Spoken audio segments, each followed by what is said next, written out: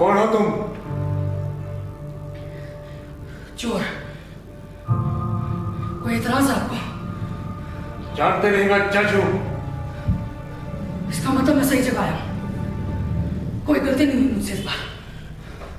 क्या कर रहे थे तुम? चोर और क्या करेगा? चोरी हो गया। जज के घर चोरी करने की हिम्मत कैसे हुई तुमको? चोरी तो चोरी है ना। किसी पुलिस वाले के यहाँ की जाए, किसी करोड़पति के यहाँ या किसी जज के यहाँ। तुम्हारे पास छुरा तो नहीं? अरे सर, चोर हूं, हजाम नहीं हूं मैं छुरा नहीं रखता। तो तुम्हारे पास छुरा नहीं है? कहा ना मैं अपने उसूलों के खिलाफ कभी काम नहीं करता जज साहब। मेरा मानना है चोर को सिर्फ एक चोर रहना चाहिए, जैसे एक जज को सिर्फ एक जज। मैं भी पुलिस को फोन करता हूँ। लगाइए 100 टाइप कीजिए या फिर 217435 सीनियर सुपरिटेंडेंट ऑफ पुलिस का नंबर है। मेरा ख्याल आपको यही नंबर मिलाना चाहिए। आखिर आपका पता एक जज का है। रुकिए एक सेकंड। आपसे ये भी तो पूछा जाएगा ना कि चोर के साथ कितना माल बरामद हुआ। तो क्या कहेंगे आप? मैंने तो आपके घर से कुछ चुराया भी नहीं है।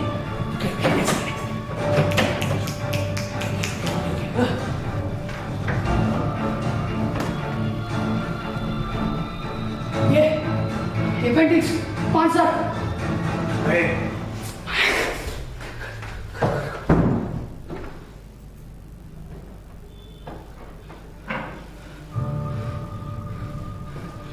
कहिए मुझे कहिए उसने घड़ी चुराई है।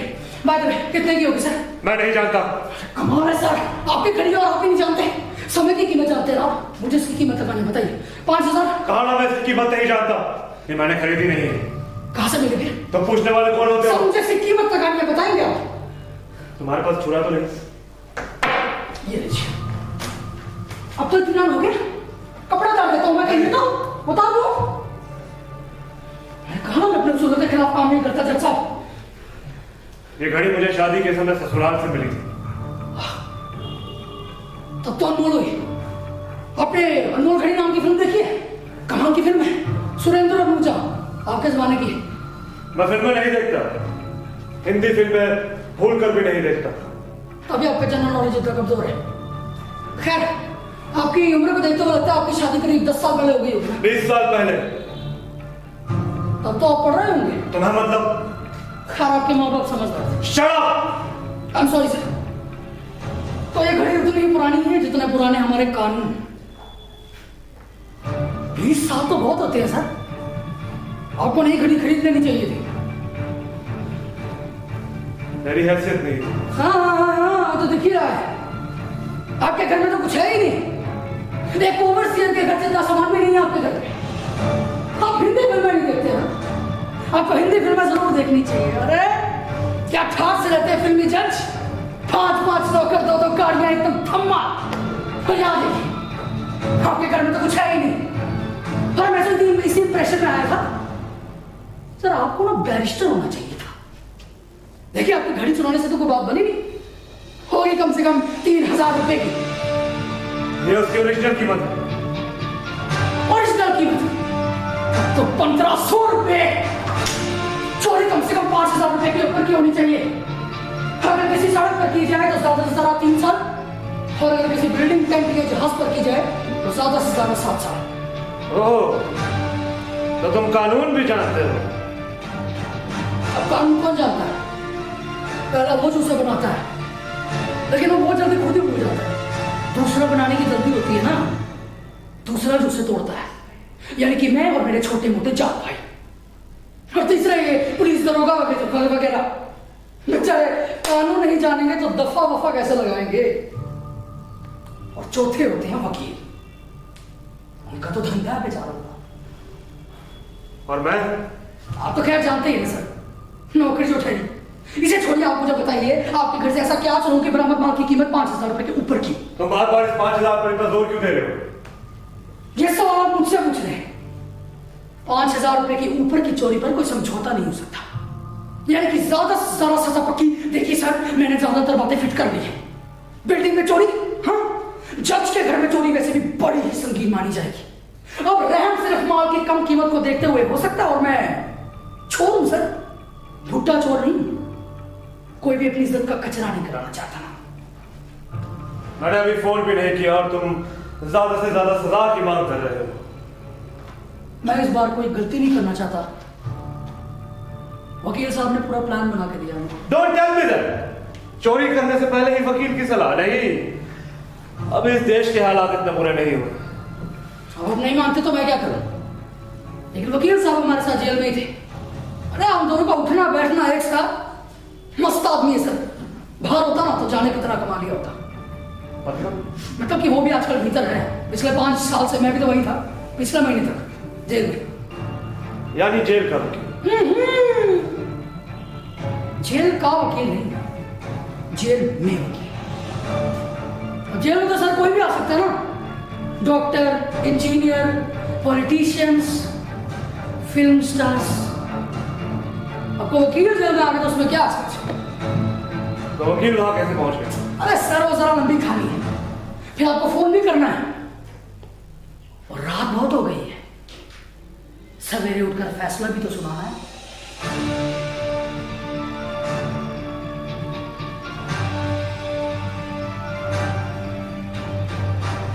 फैसले की बात तुम्हें कैसे पता चला? अरे भूल गए आप? पिछले हफ्ते ही तो कोर्ट में ऐलान किया था आपने, वो दवाई वाला केस। लेकिन तुम? मैं पिछले 3 पेशी से बराबर अटेंड कर रहा हूँ केस। लेकिन मैंने तुम्हें नहीं देखा। अब कानून के आगे देखते ही कहां है सर? तो तुम्हारे वो वकील साहब? वकील साहब तो सर जवानी तो अंधी होती है। हमारे वकील साहब बेचारे पड़ोस के एक नाबालिग लड़की के साथ गड़बड़ कर बैठे। चलता है, बहुत कोशिश की लेकिन फंस गए। जेल में बड़ा काम का आदमी है सर। ऐसी सलाह देता है कि क्या कहें। ये आज का सारा प्लान बस उसी ने सुझा के दिया। लेकिन तुम्हें जेल जाने की इतनी जल्दी क्या? अपने घर जाने की जल्दी किसे नहीं होती सर। अब हाँ मन नहीं लगता। 11वीं चोरी है ना मेरी। कुल मिला के 7.5 साल रह चुका हूं वहां पर। अब तो जेल से छोटो तो 17 मुसीबत है। फुटपाथ पर 100, बरसात आए तो हालत पतली। अंदर छप्पर है सर। बाहर कोई काम भी नहीं देता है। चोर को भला कौन काम देगा? कई बार तो भूखा मरने की हालत तक आ जाती है सर। अंदर ठीक है सर, सरकार बराबर ख्याल रखती है। अब जब बाहर निकल के फिर से चोरों की बस्ती में रहना है तो अंदर क्या बुरा है? फिर अपने साथी संगी भी वहीं पर है। अब तो सच कहूं जेल से बाहर निकलो ना तो दम होता है मेरा। तो तुम्हारे वकील साहब ने क्या प्लान बनाया? बाय द वे,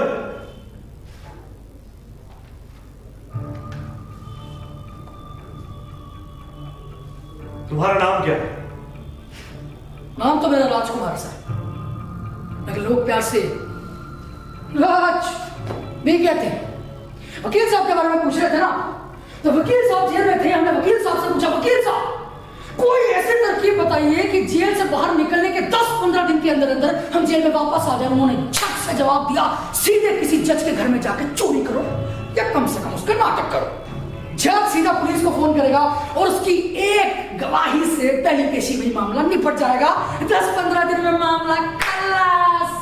बस वो एक बात पर बार बार जोर दे रहे थे कि चोरी कम से कम 5,000 रुपए की ऊपर की होनी चाहिए। तभी तो मैं आपसे पूछ रहा हूँ सर, बताइए ना, आपके घर से ऐसा क्या चुराऊं कि बरामद माल की कीमत 5,000 रुपए के ऊपर की? बताइए जरा सोच लो सर। ये भारी चीजें कंप्यूटर फ्रिज में रहने दीजिए, बड़ी भारी होती है। कुछ और कहाँ ना, जरा सोचने दो। ऐसी कोई चीज जिसकी कीमत 5,000 से ऊपर हो? कमाल है सर, आपके घर में 5,000 रुपए के ऊपर की कोई चीज ही नहीं है। एक काम करो, वो किचन में मिक्सियां पड़ी है, उन्हें ले जाओ। बिजली की चक्की, वहां भी चक्की, यहाँ भी चक्की। कुछ और सर, कुछ और। जरा सोच लो सर, आपने रहने दीजिए, मैं बोल लेता हूँ।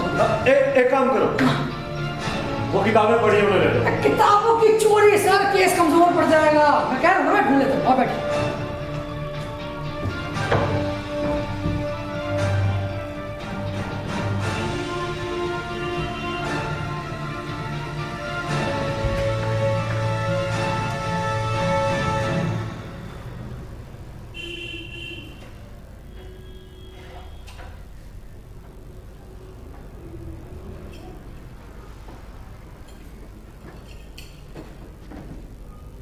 ये कैसा रहेगा सर?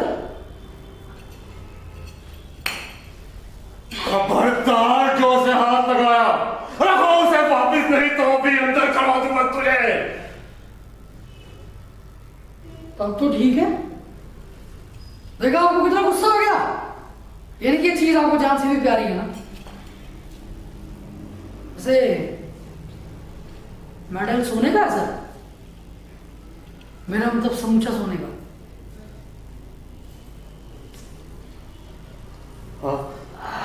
तब तो कम से कम 50,000 रुपए का होगा।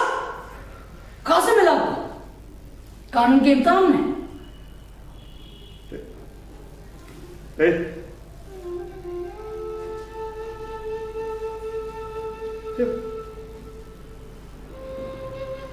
मुझे नहीं, फिर किसको? ये मेरे लड़के को मिला था, वो 12th में फर्स्ट क्लास फर्स्ट आया।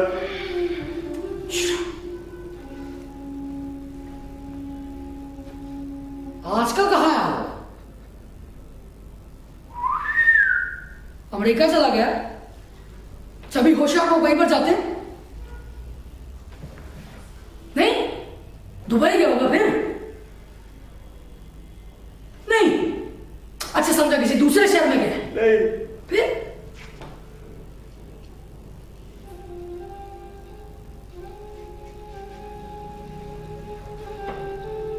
अब वो वहां चला गया है जहां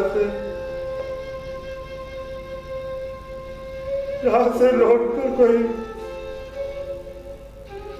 वापस नहीं आ सकता।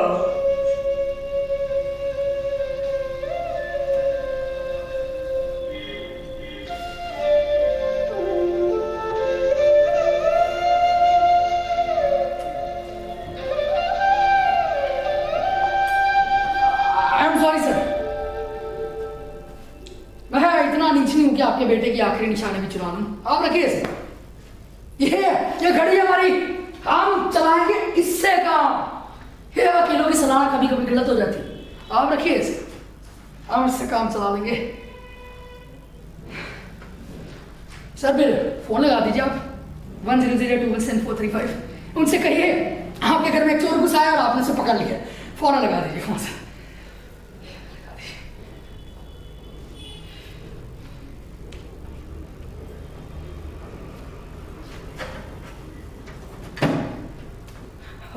सर जब तक मुकदमा चलेगा आपकी घड़ी तो पुलिस वालों के पास रहेगी ना, तो आपको बड़ी दिक्कत हो जाएगी। नहीं सर, घड़ी छोड़िए सर, घड़ी नहीं। लेकिन फोन कर कहूं क्या? तुमने कुछ चुराया भी नहीं है। मैं कुछ चुराना चाहता भी नहीं था सर। मतलब? दरअसल मुझे तो अपने घर जाने की जल्दी पड़ी। वकील साहब के प्लान के बारे में सोचा था, सब कुछ आसानी से हो जाएगा, तो क्यों बताइए ना, क्यों बेकार की झंझट में पड़ो? ये सर, सड़क पर किसी का कुछ चुरा लो ना, पकड़े जाओ तो लोग बड़ा मारते हैं। उस समय ना हर कोई शेर हो जाता है, शेर। अब इतनी मार खाने से अच्छा है ना कि 6 महीना जेल हो जाए। उसके बाद अदालत की कार्रवाई, पुलिस की कस्टडी, बड़ी दिक्कत होती है सर, बड़ी तकलीफ होती है। वकील साहब के प्लान के बारे में सोचा तो सब कुछ आसानी से हो जाएगा, तो करिए फोन सर, प्लीज लगा दीजिए 100। तो फोन कर कहूं क्या? तुमने जो कुछ किया उसे चोरी कैसे कहूं? तुमने मेरे सामने ही वो घड़ी उठाई, उसे वहां रख दिया, मेरे सामने ही मेरे बेटे का मेडल उठाया और मुझे लौटा दिया। तुम्हारे पास छुरा भी नहीं। लेकिन मैं आपके घर में गैर कानूनी ढंग से घुसा था, चोरी करने के इरादे से घुसा था ना? बताइए घुसा था कि नहीं? नहीं, तुम सिर्फ जल्द से जल्द जेल जाने के इरादे से घुसे थे। सर ये भी तो सच है ना कि मैं आपके घर में गैर कानूनी ढंग से घुसा। कानून तो मैंने तोड़ा ही है। और वैसे भी किचन में जो सामान गिरा था ना, वो मैंने जानबूझ के गिराया था, ताकि आपकी नींद टूट जाए और आप मुझे पकड़ लें। देखो, तुम पर किसी के घर में गैर कानूनी ढंग से घुसने का आरोप लगेगा। तो बस फिर सर लगा दीजिए फोन सर, आप लोग रेगुलर लाइफ वाले सर, प्लीज लगा दीजिए फोन। तो मैं करूंगा, लेकिन अदालत में गवाह के रूप में क्या कहूंगा? उसमें कौन सी बड़ी बात है? वो तो बड़ा आसान है। आपको बस इतना ही तो कहना है कि फला फला तारीख को फला फला बजे मैं सो रहा था, इतनी देर में किचन में कुछ सामान गिरने की आवाज हुई, मैं उठा, बत्ती जलाई, सामने देखा तो यह आदमी खड़ा था। इसकी आंखों में हिंसा थी, ये मुझे इस तरह देख रहा था जैसे मुझे खा ही जाएगा। मैं डर गया यूर ऑनर, मैं डर गया। उसके बाद इस खतरनाक आदमी ने मुझसे कहा, चुप, अगर जरा भी चिल्लाने की कोशिश की तो ये फ्लावर पॉट तेरे सिर के टुकड़े कर देगा। मैं डर गया साहब, मैं डर गया। उसके बाद मैं अपने बिस्तर पर बैठ गया और फिर ये खतरनाक आदमी मेरे घर की तलाशी लेने लगा। तलाशी लेते लेते जैसे ये किचन की तरफ बढ़ा, मैंने इसे धकेल कर पीछे से किचन का दरवाजा बंद कर दिया। यूर ऑनर, अगर उस दिन मैं हिम्मत से काम न लेता तो ये खतरनाक चोर न जाने क्या क्या कर बैठता। इन्होंने ऐसे चोरों को, देश के गद्दारों को कड़ी से कड़ी सजा मिलनी चाहिए। लेकिन ऐसा कुछ नहीं हुआ। अरे सर, स्टोरी तो ऐसे ही बनती है ना। अब देखिए, चोर है तो वो खूंखार नजरों से देखेगा, चोर है तो वो मारने की धमकी जरूर देगा।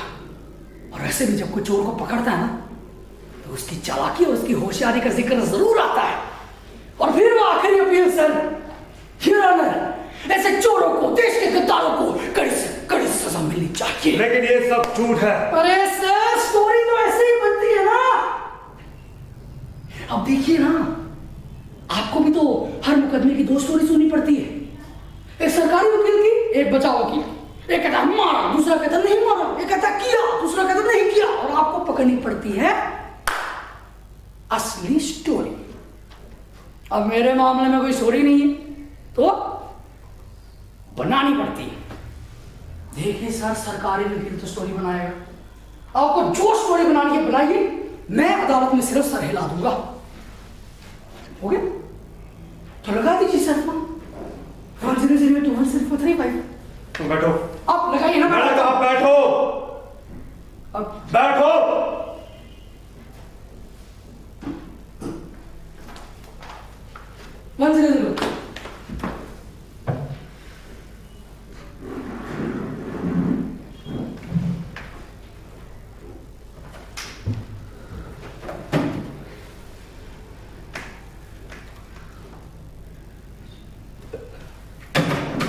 अंगेज, वो तो हो गई, अब 2175 डायल कीजिए ना।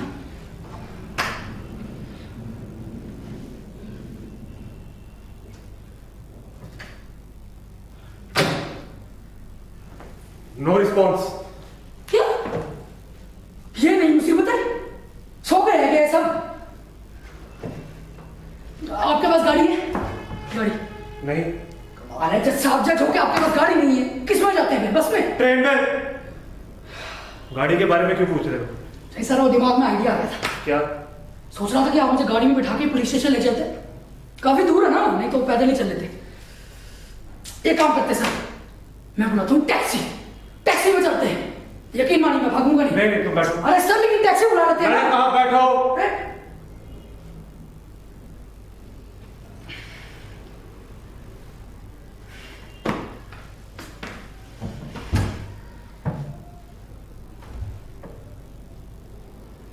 एक बार फोन लगा दीजिए फिर से। बार बार बोलने की जरूरत नहीं है, मैं खुद फोन कर दूंगा। तो तब तक मैं क्या करूंगा? जो जो मैं पूछता जाऊं उसका जवाब। अदालत की कार्रवाई नहीं। फिर कहा ना, जो जो मैं पूछता जाऊं उसका जवाब दो। आपसे एक सवाल पूछूं?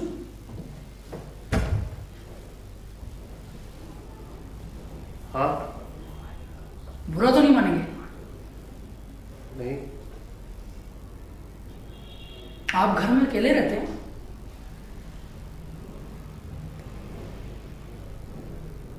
हाँ। चाची जी, अब आप जज है ना, समझ में नहीं आता उनको क्या कहूं, चोर हूं ना।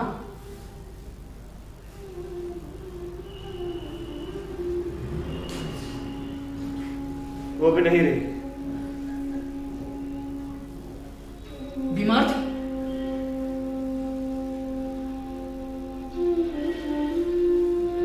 नहीं। अपने बेटे के जाने का गम सह ना सकी। बड़ी दिक्कत होती होगी ना? कोई खास नहीं, नौकर है, दिन भर रहता है, रात को चला जाता है। बड़ी परेशानी होती होगी ना?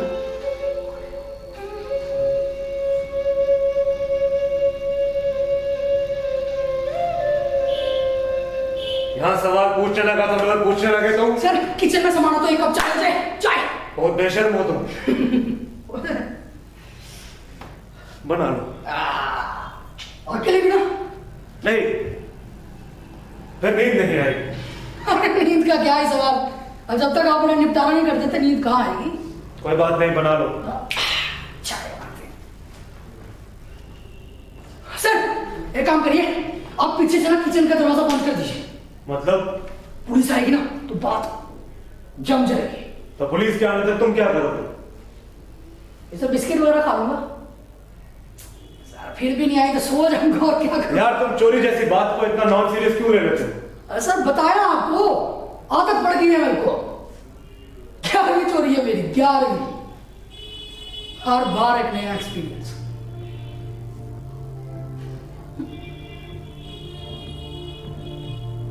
एक बार ऐसा ही हुआ था सर, एक फिल्म प्रोड्यूसर के घर पे चोरी की थी। चोरी ना मैंने बड़ी सिस्टमैटिक ढंग से की थी। हर चीज के लिए प्लानिंग की जरूरत होती है। अब ये मत कहना कि जेल में तुम्हारे पास कोई प्लानिंग एडवाइजर भी था। हर आदमी सही जगह थोड़ी ना होता है सर। तो मैंने ना बड़ी प्लानिंग की थी। फिल्म प्रोड्यूसर के नौकर को पटाया, बेचारा आया तो यहाँ पर एक्टर बनने, पर वहां है किस्मत, वहां है किस्मत, किस्मत में थे लिखे बर्तन धोने, बन गया नौकर। मैंने उस नौकर को पटाया, होटल ले गया, खाना वाना खिलाया, फिर उसके और मेरे बीच में दोस्ती बढ़ी और फिर हुआ कॉन्ट्रैक्ट। चोरी के माल में 50-50। नौकर ने कहा अगर सब काम ठीक से हो गया तो वो खुद ही फिल्म प्रोड्यूसर बन जाएगा। मैंने कहा बन जा, मेरे बाप का क्या जाता है, मुझे तो मतलब है सिर्फ अपने 50-50 से। फिर नौकर थोड़ा और खुला और उसने बताई राज की बात। उसने बोला फिल्म प्रोड्यूसर के घर पे जाओगे, किचन का दरवाजा खोलोगे, किचन के नीचे के लाख के नीचे का हिस्सा खोदोगे तो अंदर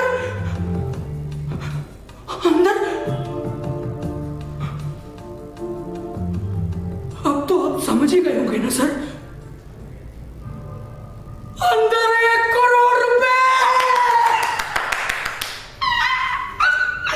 1 करोड़ रुपए, नोट ही नोट, नोट ही नोट, नोट ही नोट। अगर नौकर को वो जगह पहले से पता थी तो उसने खुद चोरी क्यों नहीं की? अरे सर हिम्मत चाहिए, हिम्मत। हिम्मत होती तो वो नेता नहीं बन जाता, नौकर की बनता। बस उसकी जानकारी और मेरी हिम्मत। नौकर ने बताया कि अमुक तारीख को उसका मालिक एक पार्टी में जा रहा है। पार्टी का मतलब रात के 2 बजे वापस आएगा। उस समय उसकी बीवी और उसकी इकलौती लड़की कश्मीर गए होंगे। सुना कर हर खिड़की दरवाजे का पता। मेरे लिए मौका साफ था। मैं पूरे 11 बजे उसके घर पे पहुंचा, किचन का दरवाजा खोला, किचन के लाफ्ट के नीचे के हिस्से को धीरे धीरे खोदना शुरू किया। मैंने खोदा और अब मानेंगे नहीं सर, नौकर की जानकारी एकदम सही थी। अंदर एक बड़ा सा कैबिनेट पड़ा हुआ था और ये कैबिनेट वगैरह खोलना तो मेरे बाएं हाथ का खेल है, बाएं हाथ का। कितने नोट थे? अरे सर गिनता कौन है, लेकिन थे 500 के नोट थे, 500 के नोट। उसके बाद तुमने क्या किया? आपको भी मजा आने लगा? चोरी, हत्या, बलात्कार, पॉलिटिक्स, नेपोटिज्म, इनके बिना कोई अखबार नहीं चल सकता।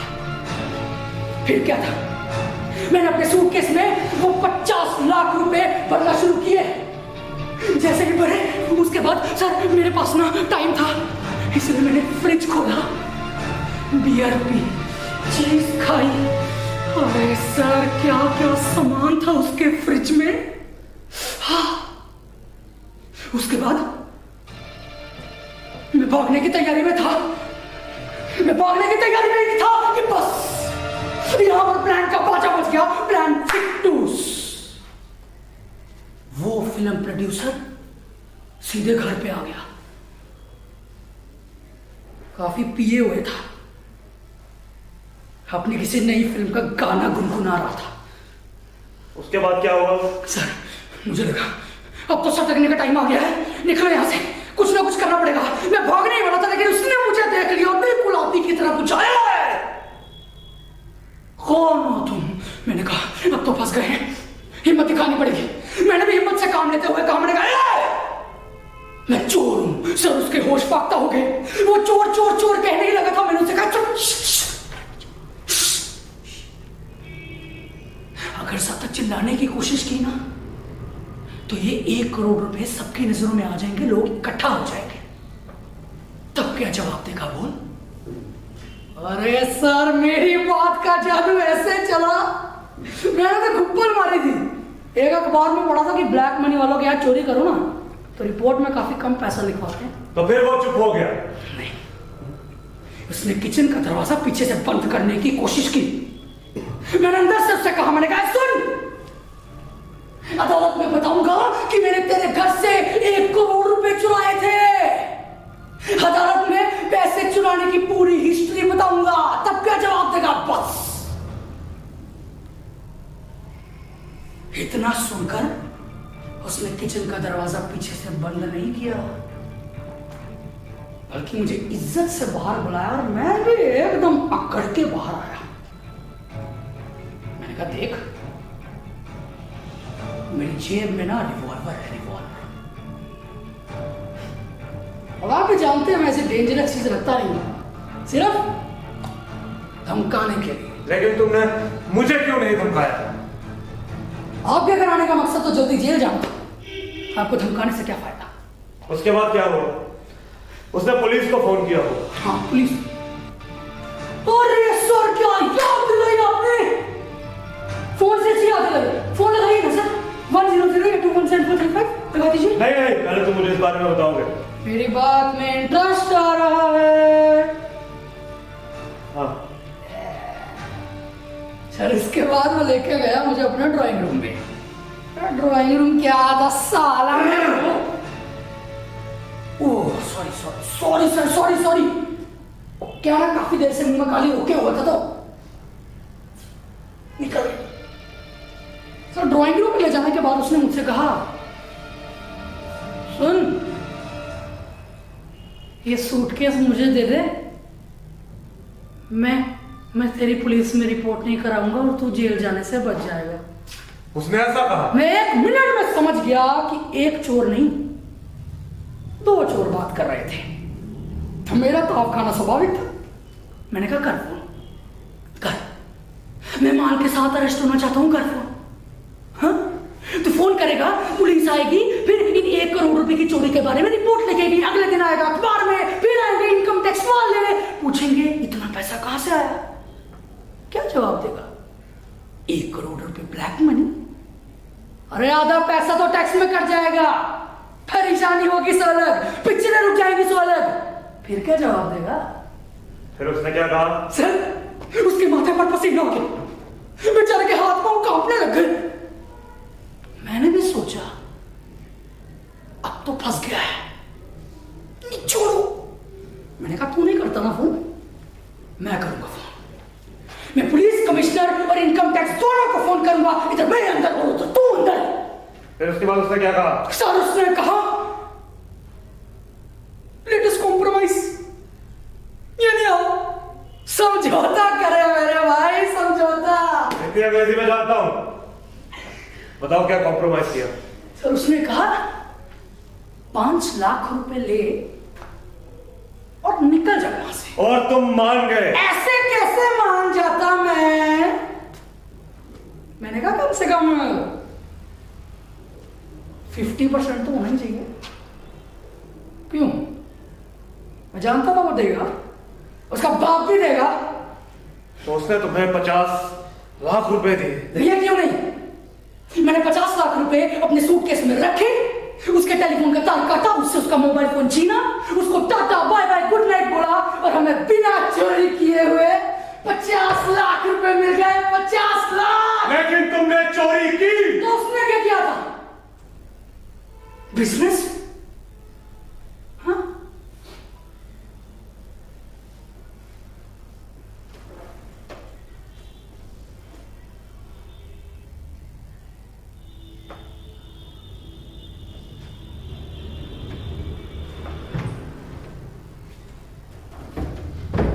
चाय वाली बात रहेगी तुम्हें? नहीं, पहले मुझे बताओ कि तुमने उस 50 लाख का क्या किया। मैं जानता था आप इस सवाल पर जरूर आएंगे, यानी कि स्टोरी फिर से फ्लैशबैक में जाएगी। सर ये फ्लैशबैक वाली स्टोरी से ना मैं तो बड़ा बोर होता हूं। स्टोरी वो है जो आगे जाए, हिस्ट्री वो है जो पीछे आए। ठीक है, बना लो। आपके लिए भी ना? हाँ। अब सर फोन लगा दीजिए। हाँ फोन। हाँ अरे सर ये बिस्किट खा लूं मैं? आप खा लो। अरे सर ये इतनी पुरानी सवाइयां क्यों छोड़ रखी है आपने? इनमें तो फफूंद लग गई है।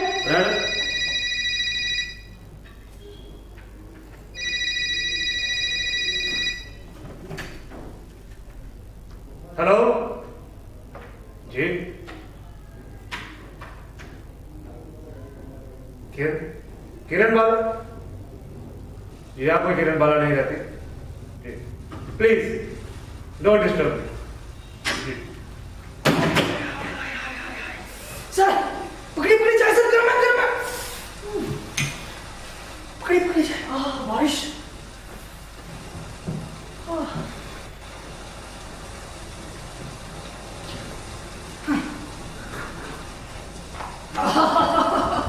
सर किसका फोन थे? Wrong number. अपना नंबर लगा? नहीं। क्या सर ये सब पुलिस वाले सो गए हैं क्या आज? चाय अच्छी है। होगी कैसा नहीं सर, साल भर का तजुर्बा है। मुझे बताओ कि तुमने उस 50 लाख का क्या किया। सर अब आप कहाँ तक सुनेंगे? एक कम वक्त फोन लग जाता ना आपको तो छुटकारा मिलता मुझसे। कहाना मैं जानना चाहता हूँ कि तुमने उस 50 लाख का क्या किया। सर अदालत में इतने चोर उचक्कों का बयान सुनते हैं आप, क्या करेंगे मुझे सुनकर? कहाना मैं जानना चाहता हूँ कि तुमने उस 50 लाख का क्या किया। सर सबसे पहले तो 25 लाख रुपए नौकरी को दिए, प्रॉमिस था प्रॉमिस। आखिर अपना भी कोई उसूल है। तुम्हारे मन में बेईमानी का ख्याल नहीं है? क्यों आता? 25 लाख की रकम को देखकर भी।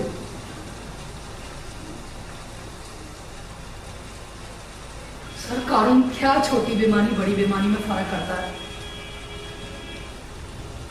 मैंने 5,000 की चोरी की हो फिर भी उतनी सजा, 50 लाख की हो फिर भी उतनी सजा।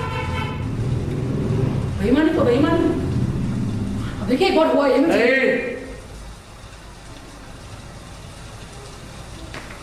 मुझे ये बताओ कि तुमने उस 25 लाख का क्या किया। अरे सर वो किस्सा बहुत लंबा है और ज्यादा थ्रिलिंग भी नहीं है, क्या करेंगे सुनकर? नहीं, मैं जानना चाहता हूँ कि तुमने उस 25 लाख का क्या किया। सर देखिए अगर आपने मेरे किस्से सुने ना, कल आपकी गवाही पर असर पड़ सकता है। और सबसे बड़ी बात, आपको मुझसे हमदर्दी हो जाएगी और फिर अदालत मेरी सजा कम कर देगी और यही मैं नहीं चाहता। तुम चिंता मत करो, मेरी गवाही पर कोई असर नहीं पड़ेगा। अच्छा नहीं पड़ेगा? हाँ नहीं पड़ेगा। आप कभी गवाह के कटघरे में खड़े हुए हैं? नहीं।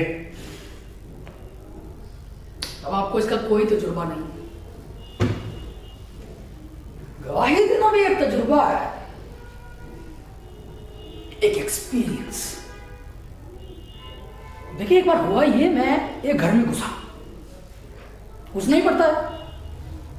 किचन में देखा तो 4-5 घिसे पिटे एल्यूमिनियम के बर्तन पड़े हुए थे, ये घिसा पिटा फर्नीचर, और तार पर सूखते कपड़े। लेकिन मैं जानता था कि लोग अपना कीमती सामान बेडरूम की किसी स्टील अलमारी में ही रखते हैं। और तुम वापस चले आए। मैं गया बेडरूम की तरफ और अपने कान लगाए, अंदर से आवाजें आ रही थी, एक स्त्री और एक पुरुष की। पति पत्नी होंगे। यही तो आपका जजमेंट गलत हो गया सर। अब कैसे बताऊं आपको, आपके सामने, आपकी उम्र, आपका ओहदा। इसे छोड़िए सर, इसे छोड़िए, इसे रहने दीजिए। नहीं तुम कहो। मैं 25 लाख रुपए के बारे में बताता हूं आपको। नहीं तुम कहोगे, क्या बात थी? सर बात तो ही ना भक्ति है। मैंने कहा मैं सुनना चाहता हूं। ये आप भी तो रेप केस के कई मामले सुन ही चुके होंगे ना। तुम साफ साफ कहोगे या नहीं कि कैसी कैसी आवाजें आ रही थी? सर पुरुष कह रहा था, देखा मोहब्बत करने वालों का खुदा भी इंतजाम कर ही देता है। देखो ना, तुम्हारे पति की नाइट शिफ्ट लग गई, वरना ये जन्नत का सुख कहां से मिलता। इस पर स्त्री ने कहा,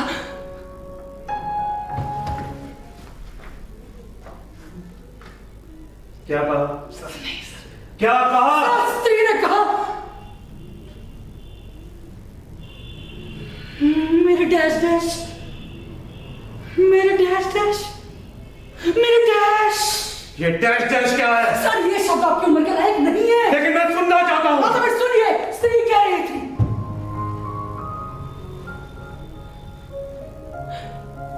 हे मेरे राजा, हे मेरे पालन, वो साला तो बस यूं ही है। साला दारू पी के घर पे आता है और यहां आके अपने दोस्तों को सुनाता है कि सारी औरतें उसके पीछे मरती हैं। साला अपनी कमजोरी छुपाकर, अरे क्या कर रहा है, साला अपनी कमजोरी छुपाकर मर्दानगी के किस्से करता है। पर राजा, राजा तूने मुझे सुख दिया है, राजा तूने मुझे सुख दिया है। अरे क्या कर रहा है राजा, बदतमीज क्या कर रहा है? अरे राजा, अरे बातचीत चलती रही और तुम सुनते रहे। सर इतनी इंटरेस्टिंग बातचीत को नहीं सुना जाएगा, चोरी तो लगी रहती है। लेकिन तुमने चोरी की कहां? दरवाजा तो अंदर से बंद था। यहीं पर काम आता है जनरल नॉलेज। देखिए सर, उन दोनों की बातों से यह साफ था कि वो औरत पास के किसी मकान में रहती है और उसका मर्द ना भूल सके। ये आदमी इस औरत को जेवर पहनाता, साड़ी पहनाता और फिर श्रृंगार करता। तो फिर इस जानकारी का फायदा क्या? फायदा साफ था, कुछ देर के बाद वो दोनों घर से बाहर निकलते, अलमारी वगैरह वैसे भी खुली छोड़ते। उसके बाद वो आदमी उस औरत को घर पहुंचाने जाता, मेरे लिए मौका अपने आप बन जाता। तो तुम्हारी जानकारी सही नहीं। बेशक। थोड़ी देर के बाद वो दोनों घर से बाहर निकले, हंसते खिलखिलाते हुए। मैं एक और दुबक गया, फिर गया वो घर के बाहर, मैं घर के अंदर सामान उठाया और घर से बाहर आया। 2-3 लाख का माल था। लेकिन इस बात का मेरी गवाही में क्या असर पड़ता? तुम तो पकड़ा ही नहीं गए। पकड़ा क्यों नहीं गया? उस गधे ने पुलिस में रिपोर्ट लिखवाई, गधा बना के पड़ा। उस साले ने ना ऊपर तक हल्ला मचाया। और फिर पुलिस को तो आप जानते ही, इसको पकड़ना चाहती है पकड़ लेती है। बस मैं भी चोरी का सामान बेचते हुए एक दिन पकड़ा गया। लेकिन इस मामले का मेरी गवाही से क्या संबंध?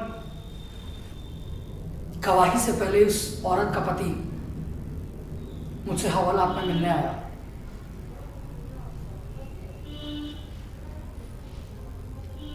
अच्छा वो?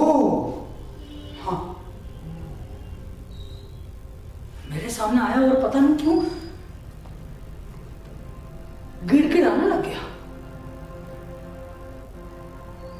मुझसे कहने लगा,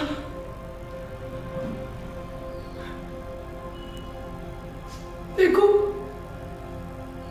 मेरी औरत उस आदमी के रिश्ते के बारे में किसी को कुछ मत बताना। मेरी बड़ी बदनामी हो जाएगी। मैं समाज की निगाह में गिर जाऊंगा। मेरी कमजोरी जाहिर हो जाएगी। मेरी इज्जत बचाओ, मेरी इज्जत बचाओ, मेरी इज्जत बचाओ।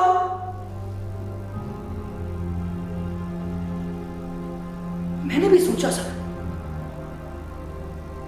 खामखा उस औरत पर गैर वफादारी का मुकदमा एक और लग जाता। और फिर मैंने एक बात सोची,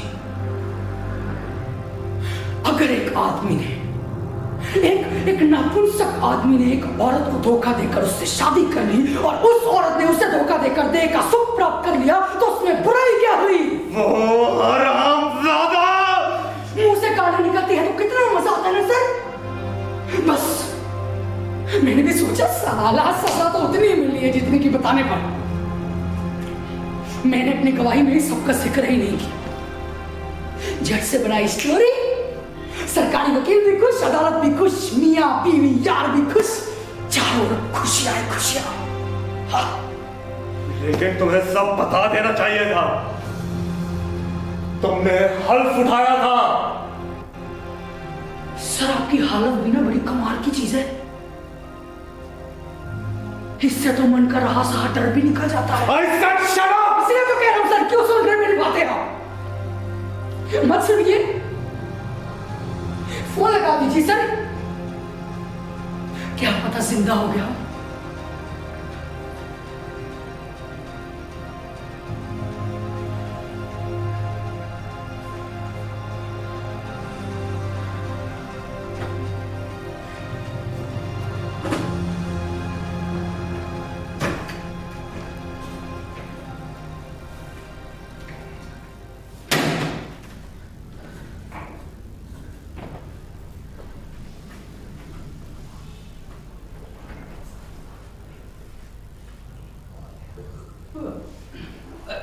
क्या बात है जज साहब, इतनी रात के जाग रहे हैं? बस यूं ही। लगता है कोई मेहमान आए हुए हैं। वैसे आज की ताजा खबर सुना दूं आपको। एक दवाई कंपनी का कपड़ा सामने आया है। वो लोग कैप्सूल में कुछ बेसन जैसी चीज मिलाकर बेच रहे थे। जाने कितने लोगों की जानें गई होंगी हैं। सुनते हैं कुछ लोगों को एडल्ट्रेशन ऑफ ड्रग एक्ट में भी गिरफ्तार किया गया और जमानत पे छोड़ भी दिया गया। कल अखबार में पढ़ लूंगा। ये सारे समाज के दुश्मन, इन सबको फांसी होनी चाहिए जज साहब, फांसी। देखिए अब मैं क्या ही कह सकता हूँ। क्या पता केस आप ही की अदालत में आए। देखिए आएगा तो देख लूंगा। अच्छा गुड नाइट।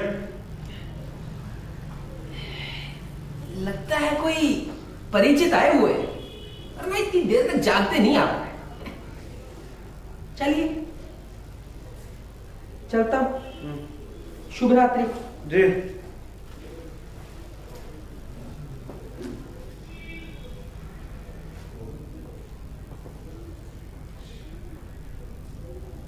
ये पड़ोसी आपके? हाँ, साथ ही पत्रकार भी। यानी कि अखबार वाले? सारे अखबार वाले ना बड़े कमाल के होते हैं। मतलब? एक बार ही चले गए जेल में। जेल के हालात के बारे में पता लगा नहीं। कहने लगे जेल के कैदियों के हालात के बारे में पता लगाना चाहते हैं, अखबार में छापना चाहते हैं। यानी जेल में। फिर क्या हुआ? सर आपको सब कुछ जानना है। कुछ नहीं, हमारी उस दिन चकाचक वर्दियां वगैरह धुली, चकाचक सफाई हुई, दाढ़ी बनी, पूरी जेल की सफाई हुई, काया बदल गई जेल की। कि जेलर साहब आए, हमको लाइन में खड़ा किया और हम में से एक मुखिया चुना। कहने लगे ये मुखिया तुम सबकी तरफ से बात करेगा। मैंने कहा बोले, मेरे बाप का क्या जाता है। फिर उसने बात की, बात होनी तो था ही साला। जेल के इंतजाम का वो नक्शा खींचा कि क्या कहने। लेकिन वो कहते हैं ना, एक ना एक विभीषण हर जगह निकल आता है। बस उस विभीषण ने अगले दिन एक अखबार वाले को सारी की सारी इसलिए टिका दी। अगले दिन वो भी छप गया अखबार में। फिर तो वो कसर निकाली गई हमारी हफ्ते भर। बातों को भटकाने में तुम उस्ताद। मुझे बताओ कि तुमने उस 25 लाख का क्या किया? वो भी बता दूंगा सर, आगे थोड़ी ना जा रहा हूं।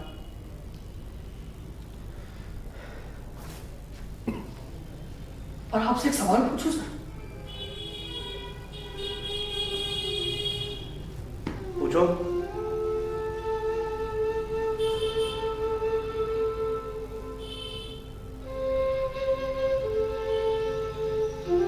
सर ये दवाई कंपनी वाले लोग,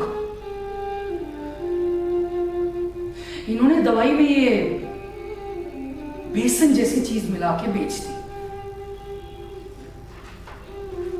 हो सकता है कई लोग मर भी गए हों, तो इनको दफा 302 यानी मर्डर के लिए गिरफ्तार क्यों नहीं किया जाता? देखो, गिरफ्तारी पुलिस करती है, अदालत नहीं। और जब तक कसूर साबित नहीं होता, हर आदमी बेकसूर है। और सर ये दवाई कंपनी के मालिक लोग तो सब पढ़े लिखे, पैसों वाले ना। हम सरीखे चोर नहीं है, लेकिन बेईमानी क्यों करते हैं सर? क्यों क्यों थोड़े से पैसों के लिए गरीब लोगों को मारने पर उतारोगे सर? मैं मानता हूं सर, मैंने चोरी गरीबी के कारण शुरू की, ठीक है। गरीबी भी मेरी कोई अपनी बनाई हुई नहीं है सर। गरीब आदमी अपनी मर्जी से गरीब नहीं होता है, लेकिन इनके पास तो पैसा है। ये तो आलीशान बंगलों में रहते हैं, स्कॉच पीते हैं, रेस खेलते हैं, और मत पूछिए क्या क्या करते हैं। फिर ये लोग थोड़े से पैसों के लिए गरीब लोगों को मारने पर उतारू क्यों है? ये तो मर्डर हुआ सर, मर्डर। मर्डर नहीं हुआ। देखो देखो, सुनो मेरी बात। मैं इन मामलों में बहस नहीं करना चाहता, हमें कानून के बाहर नहीं जाना चाहिए। सर ये क्या कहते हैं इसे, ड्रग है ना? कितनी सजा देते हैं सर आप इसमें, बस आप बताइए। देखो, अगर कसूर साबित हो जाए तो कम से कम 6 महीने और ज्यादा से ज्यादा 6 साल। यानी कि कुल मिला के हमारी ही जितनी। कमाल है सर, कमाल है। हम लोग तो छोरा रखते हुए भी डरते हैं, ये लोग कत्ल कर जाते हैं लेकिन खून का एक कतरा तक नहीं टपकता सर, एक कतरा तक नहीं। देखो, मैं इन मामलों में बहस नहीं करना चाहता। सर बहस मैं भी नहीं करना चाहता, लेकिन दिमाग है ना तो सवाल उठेंगे। अब देखिए, एक बार एक पटेल मर्डर करके जेल से बाहर निकला, और जानते हैं उसने अपने दोस्तों से क्या कहा? अभी रघु का कांटा साला और निकालना है। तो इस मामले में चुप रहोगे या नहीं?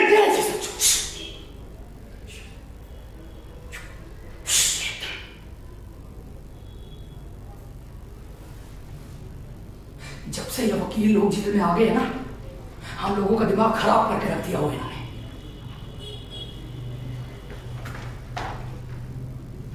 सर 2 बज गए सर, आप फोन लगाइए सर, 1008217435। पुलिस वाले आपसे पूछेंगे ना कि चोर कितने बजे आया था आपके घर, क्या जवाब देंगे आप? अगर आप कहेंगे 1 बजे आया था, वो पूछेंगे 2 बजे तक क्या कर रहा था वो, आपके लिए बड़ी झंझट खड़ी होती है। सर फोन लगा दीजिए प्लीज, 1008217435। हाँ लगा दीजिए।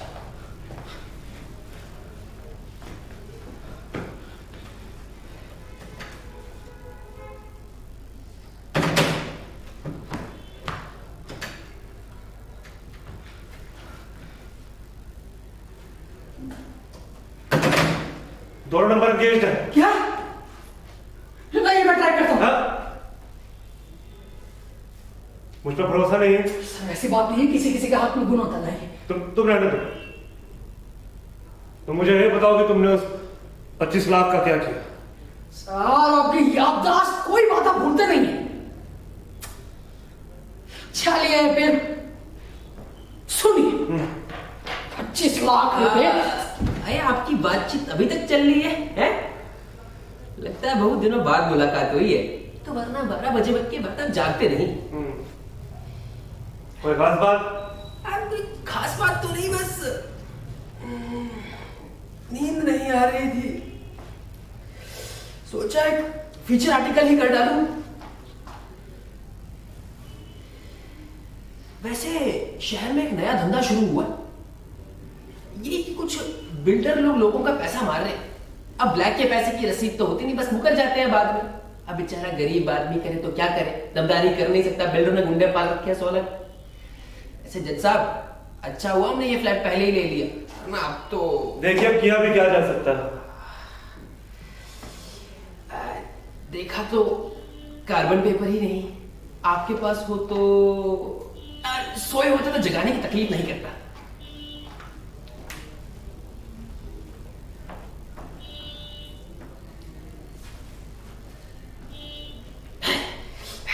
लगता है आपकी बातचीत लंबी चलेगी, आप कहें तो 2 कप कॉफी भिजवाऊं? नहीं रहने दीजिए। हाँ हो सके तो जरूर भिजवा दीजिए। ये आपके मेहमान बहुत जिंदा दिल इंसान है।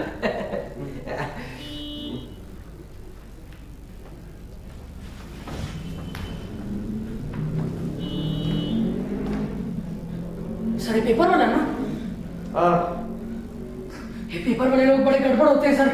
मतलब क्या आप मुझे अरेस्ट करा रहे हैं ना? जज के घर में चोरी हुई है तो अखबार में आएगा, अपना नाम अखबार में जरूर आता है सर। तुम कहना क्या चाहते हो? ये सर इसने मुझे आपके घर में देख लिया है, मेहमान समझ रहे हैं मुझे आपका, और आपने भी मना नहीं किया। कल को अखबार में छाप देगा कि जज के घर में चोर कॉफी पी रहा था, तो बड़ी प्रॉब्लम हो जाएगी सर। हाँ फोन लगा दीजिए। नहीं नहीं वो ऐसा नहीं करेगा। सर इनका कोई भरोसा नहीं है अखबार वालों का।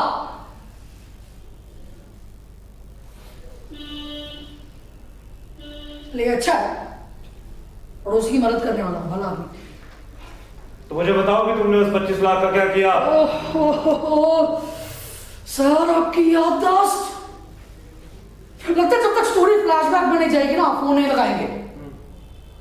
चलिए तो फिर सुनिए, 25 लाख रुपए वो भी बिना चोरी किए हुए, एक चोर की जेब से दूसरे चोर की जेब में। सर सबसे पहले ना मन की पूरी भड़ास निकाली, 5 स्टार होटल में गया, लंच किया, सूट पहना, वेटर को 1000 रुपए टिप दी, 1000 रुपए सूट और 1000 रुपए टिप। सलाम पे सलाम, सलाम पे सलाम। सर ये अंग्रेज लोग ना सूट नाम की चीज बड़ी कमाल की छोड़ गए हैं।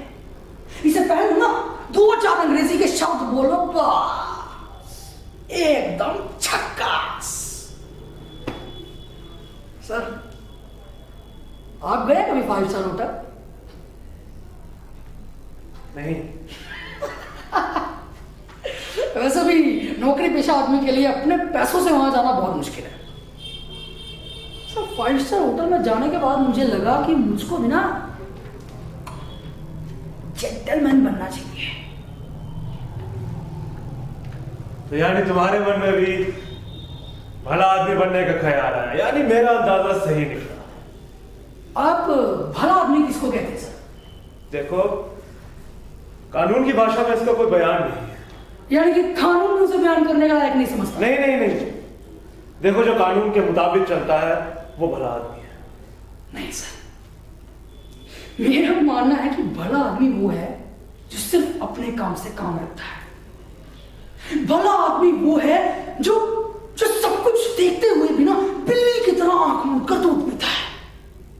भला आदमी वो है जिसे कभी गुस्सा नहीं आता। दफ्तर में काम करने वाले लोग, मास्टर लोग, ये है भले आदमी। तो तुम भला आदमी नहीं बनना चाहते थे? मैं बनना चाहता था जेंटलमैन। तो बने या नहीं? बना क्यों नहीं, लेकिन उसी जोश में मारा गया ना। वो कैसे? सर ये अखबार वाला कॉफी लाने में बड़ी देर कर रहा है, कितनी देर में खाना बन जाता है। यार तुम बात को काट क्यों बैठे हो? आगे बताओ क्या हुआ? अरे सर कुछ नहीं, उस दिन 2-4 दिन मौज मस्ती करने के बाद सोचा कुछ काम किया जाए, किस्मत साथ दे रही थी। बस फर्नीचर का धंधा, 1-2 लाख रुपए पकड़ी देकर एक दुकान खरीदी और सोचा फर्नीचर का धंधा शुरू किया जाए। कारपेंटरी की ट्रेनिंग तो ली थी, बस कभी तो काम आई। लेकिन सर मैं जानता था कि इस शहर में तो कुछ नहीं होने वाला। क्यों? क्योंकि यहाँ पर तो बड़े फेमस हो चुके थे सर। अब तो पुलिस वाले भी बराबरी से बात करने लगे थे। तो मैं पहुंच गया एक दूसरे शहर। अरे सर क्या बोली हो शहर की, कर रिया जा रिया, अपनी बोली तो वही जाके सुधरी है, वरना यहाँ की बोली तो आप जानते ही। फिर क्या हुआ? सर ये अखबार बनाना, कॉफी लाने में बहुत देर कर रहा है, इससे अच्छा मैं खुद ही बना लूं। तुम्हें रह रहे के कॉफी की याद क्यों आ रही है? सर इसी को तो कहते हैं चुल्क। एक बार लग गई ना तो लग गई, बस दिमाग बस उसी में टच जाता है। एक काम करते हैं सर, मैं बनाता हूं कॉफी। वैसे भी एक किस्से सुना बिना आप फोन तो करेंगे नहीं। ठीक है सर देखिएगा, कॉफी पीते ही ना किस्सा कितने फरार ढंग से निकलता है। बना लो।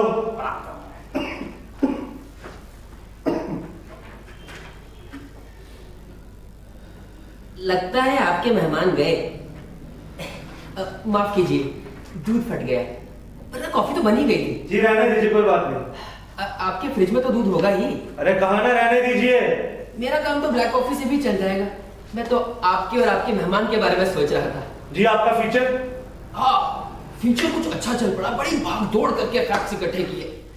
देखना जब छपेगा जरूर धमाका होगा। लगता है बिल्ली है, मुझे भी बहुत परेशान कर रखा है हरामजादी ने। देखिए अब आप परेशानी से कहां तक भाग सकते हैं। सुना कल आप किसी मुकदमे का फैसला सुना रहे हैं। हाँ तो मैं भी जरूर आऊंगा आपकी अदालत में। आ जाइए, कोई बात नहीं। चलिए, ख्याल रखिए अपना। जी आप भी। शुभ रात्रि। Good night.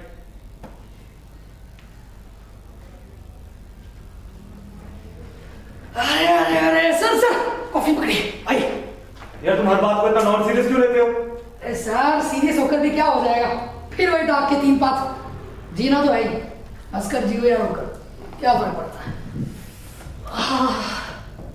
वो शहर वाली बात रह गई।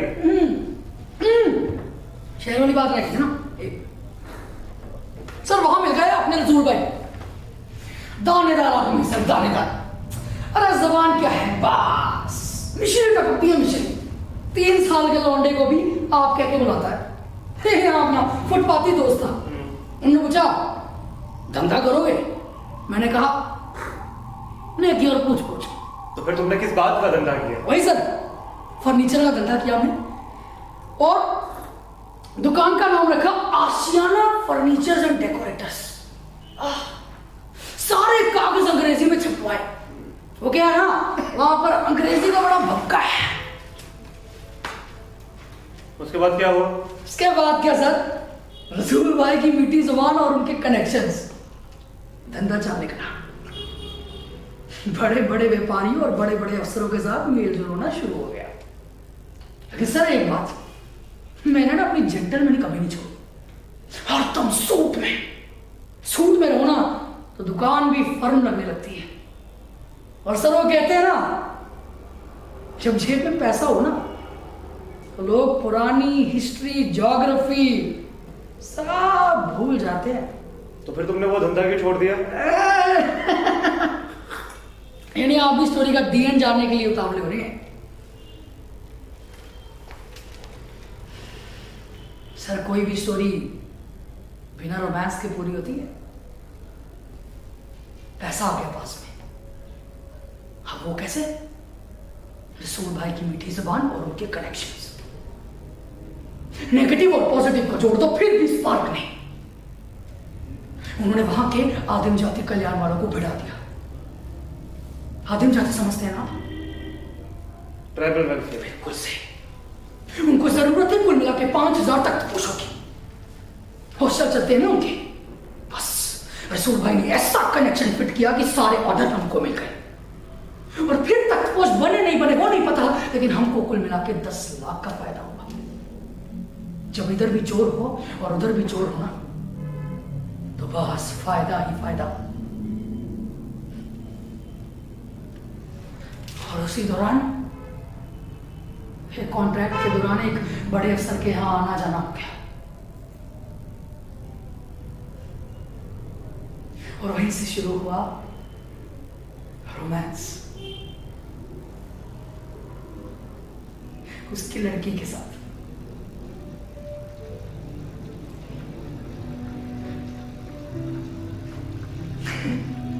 सर उसका नाम था रागिनी।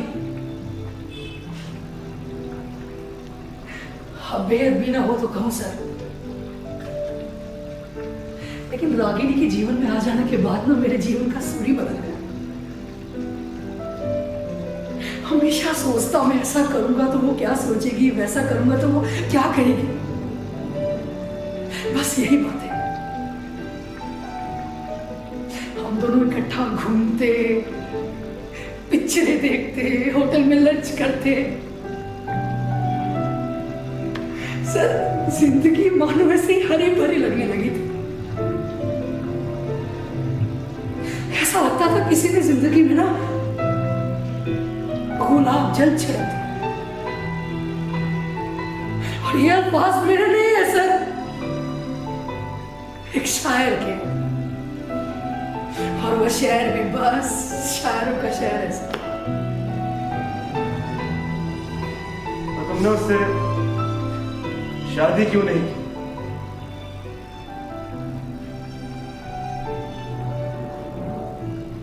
यानी कि आप भी आखिर में हीरो हीरोइन को मिलाना ही पसंद करते हैं।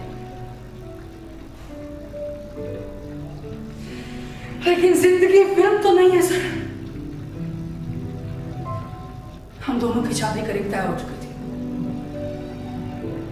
सब कुछ अच्छे से चल रहा था, कोई दिक्कत नहीं थी सर। लेकिन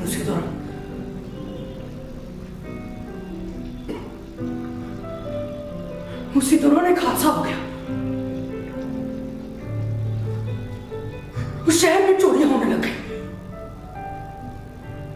बड़े बड़े व्यापारियों की, बड़े बड़े अफसरों की तिजोरियां खुलने लगी। ये अखबार वाले सारे चीखने लग गए। बस किसी ने बता दिया कि यहाँ की गैंग है, और फिर यहाँ की पुलिस वहां पर आ गई। तब सर मैं फंस गया सर, फंस गया। मैंने कुछ नहीं किया था, फिर भी मैं फंस गया। एक दिन आपको किसका फोन है सर?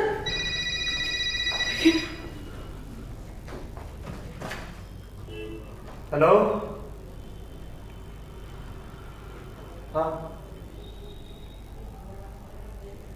ठीक है, कोई बात नहीं। अच्छा गुड नाइट। किसका फोन था सर? मेरी बेटी का।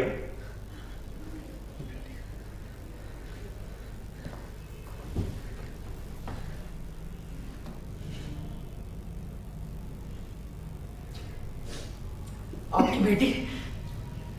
हाँ मेरी बेटी इंजीनियरिंग कर रही है।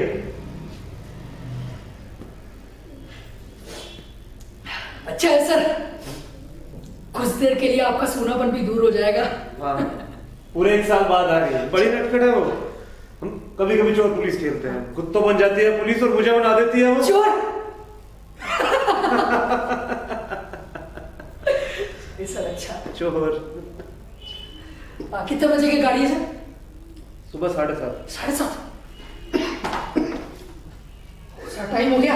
आप ऐसा करिए, आप फोन लगा दीजिए सर, 10021745। लेकिन तुम्हारी बात रहेगी। छोड़िए सर मेरी बात। अब आपकी बेटी का फोन आ गया, सारा ध्यान तो आपका उसी की तरफ होगा।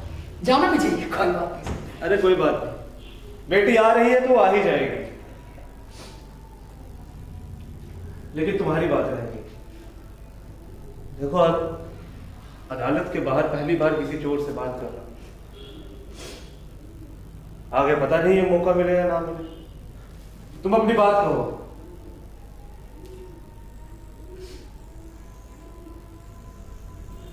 सर गैंग यही की थी,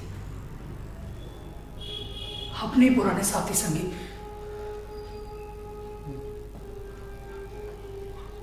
उन्होंने पता नहीं सर कहां से मेरा पता लगा लिया, मेरे पास आए, मुझसे कहने लगे कि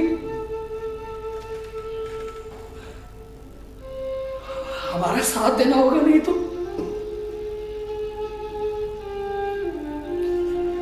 पुलिस को इत्तला दे देंगे कि तुम्हारी शादी सब धरी की धरी रह जाएगी। मैंने उनके सामने हाथ जोड़े सर। मैंने कहा मैं ये सब काम छोड़ चुका हूँ, मुझे फिर से नहीं घसीटो इन सब में। मैं ये काम छोड़ चुका हूँ, मैं जेंटलमैन की जिंदगी जीना मुझे। तो वो क्या चाहते थे? सर पता नहीं वो कौन सा सेफ खुलवाना चाहते थे मुझसे, अलग ढंग का सेफ जिसे सिर्फ मैं ही खोल सकता था। मैंने बड़ा समझाने की कोशिश की उनको कि नहीं, पर वो मानी तब ना सर। तो तुम सेफ खोल सकते हो।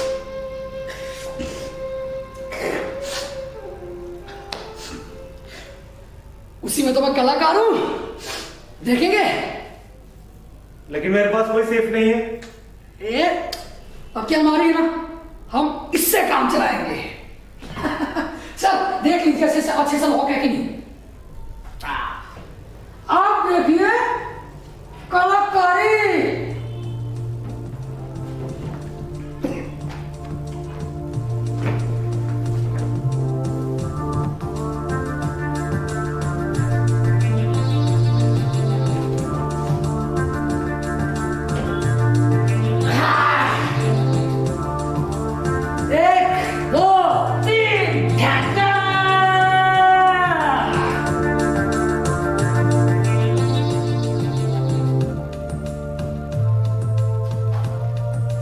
कमाल है यार। Are we that unsafe? अरे सर, ताले तो सिर्फ शरीफों के लिए होते हैं।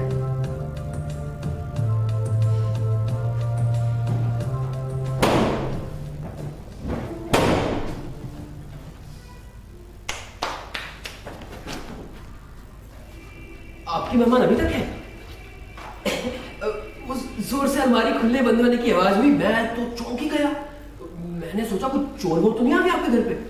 चोर की हिम्मत होगी जज के घर में घुसने की? आप सोए नहीं? नींद नहीं आ रही थी, सोचा फीचर पूरा ही कर डालूं। कोशिश कीजिए नींद आ जाएगी।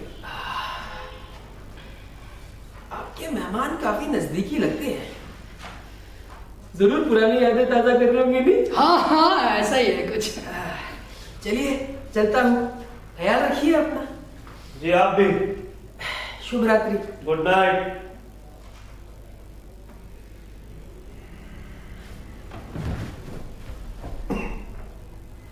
सर ये आदमी बार बार क्यों आ रहा है? इसे नींद ना आने की बीमारी है, सोचता है इसके लिए कोई क्रांति मचा देंगे। सर देखिए लेकिन बात कुछ उलझते जा रही है। इसने मुझे आपके घर पे देख लिया सर, कल अखबार में पक्का छापेगा सर कि चोर जज के घर में कॉफी पी रहा था। बड़ी प्रॉब्लम खड़ी हो जाएगी सर। अब फोन लगा दीजिए, मैं कॉफी रख देता हूँ। सर प्लीज फोन लगा दीजिए। हाँ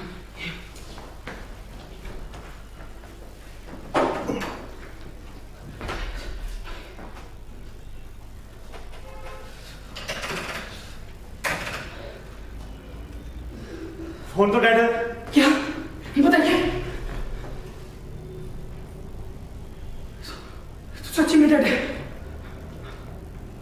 सर। पड़ोसी के यहाँ से लगाते थे। नहीं, वो भी सोचेगा कि चोर भी आपके घर में मेहमानदारी करते हैं। उन्हें तो सत्यानाश मार के रख दिया वो मेरा पूरा। देखो चिंता मत करो, मैं तुम्हें अरेस्ट करवाऊंगा। ये मेरी ड्यूटी है।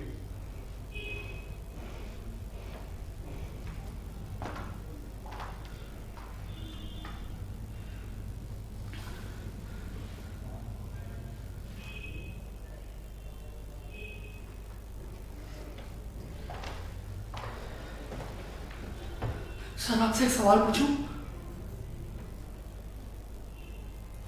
पूछो।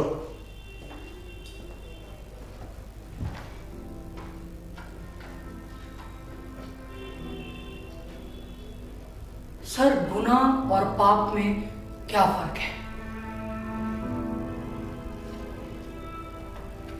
देखो जो कानून तोड़ता है वो गुनहगार है। और पाप? देखो कानून की भाषा में ऐसा कोई शब्द नहीं है। फिर कहां पर है सर? देखो पाप और पुण्य मनुष्य के अपने अपने धर्मों के शब्द। जो खुदा का कानून तोड़ता है वो पापी है।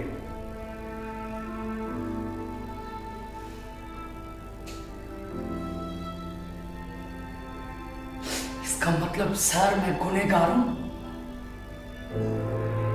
पापी नहीं। पापी नहीं। परमात्मा ने मुझे बार बार बचा लिया सर। तुम कहना क्या चाहते हो? पहले वो शहर वाली बात नहीं, पहले मुझे इस बारे में बताओगे सर, तुम? पहले वो शहर वाली बात नहीं, मैं जानना चाहता हूँ इस बारे सर, में। मेरे सामने सवाल था कि अगर अपने दोस्तों की वापस मदद की तो फिर से वही चोरों चक्कों की जिंदगी, और अगर नहीं की तो पुलिस में रिपोर्ट कर देंगे कि मेरी शादी दर की दरी रह जाएगी। मैंने भी सोचा सर, एक आखिरी गुनाह और सही, सिर्फ आखिरी। वो मुझे सेफ वाली जगह पर लेके गए। मैंने सेफ खोला और आप मानेंगे नहीं, सोने के बिस्कुटों से, नोटों के बंडलों से भरा पड़ा था वो सेफ। वो जानते हैं वो घर किसका था? एक समाज सेवक का। उससे लगा जनता की सेवा करने से अच्छा दूसरा कोई पाक धंधा है ही नहीं। तो उसके बाद तुम पकड़े गए। सर, यहाँ की पुलिस को एक मिनट भी नहीं लगा समझने में कि यह कलाकारी किसकी। मैं अदालत में पागलों की तरह चीखते रहा कि हमने करोड़ों की चोरी की है, करोड़ों की, लेकिन कुछ सुनने को तैयार ही नहीं। पता नहीं सर वो पैसे कहां पर गए, चले गए।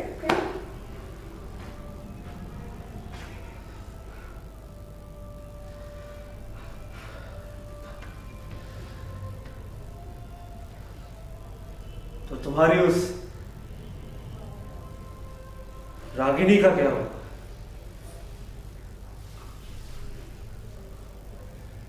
छोड़िए सर, मैं क्या जानूं, लेकिन वो कुछ पल बाकी जिंदगी काट लेने के लिए काफी। अच्छा वो शादी नहीं हुई, वरना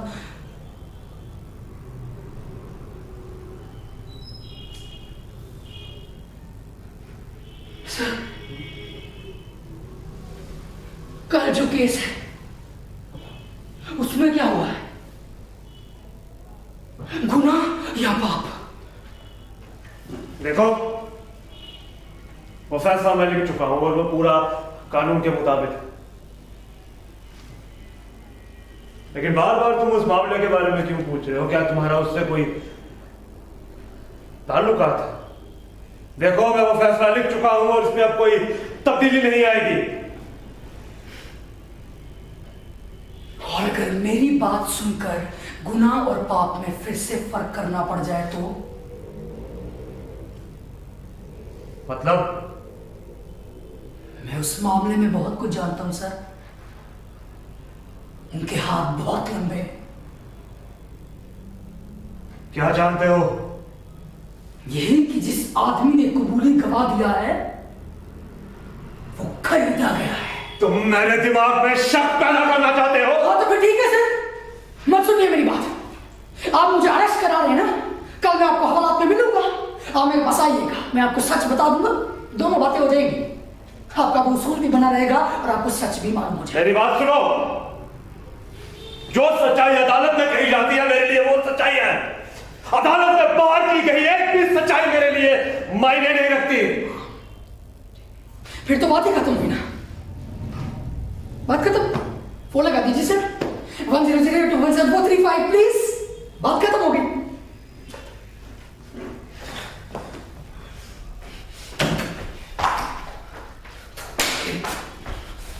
फोन डेड है।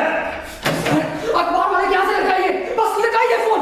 लेकिन तुम्हें जेल जाने की इतनी जल्दी क्या है? सर, आपके कल फैसला सुनाने से पहले मैं हवालात में जाना चाहता हूँ, बात पता नहीं क्या हो जाएगा। मेरी बात सुनो, और बात सच हो या ना हो, लेकिन इतना सच है कि तुम मेरे घर में गैर कानूनी ढंग से घुसे थे। हाँ। यह भी सच है कि तुम सिर्फ जल्द से जल्द जेल जाने के इरादे से घुसे थे। हाँ। इसलिए मैं तुम्हें अरेस्ट करवाऊंगा, क्योंकि इंसानी रूप में मेरे कोई कर्तव्य भी है। यानी कि आप जज के साथ साथ एक इंसान के रूप में भी सोचते हैं? हाँ, लेकिन इन दोनों बातों को अलग अलग रखता हूं। क्या दोनों को अलग अलग रखना इतना आसान है? तुम चोर होकर इतने बुनियादी सवाल कैसे उठा सकते हो? और आप जज होकर भी बुनियादी सवालों पर आना नहीं चाहते?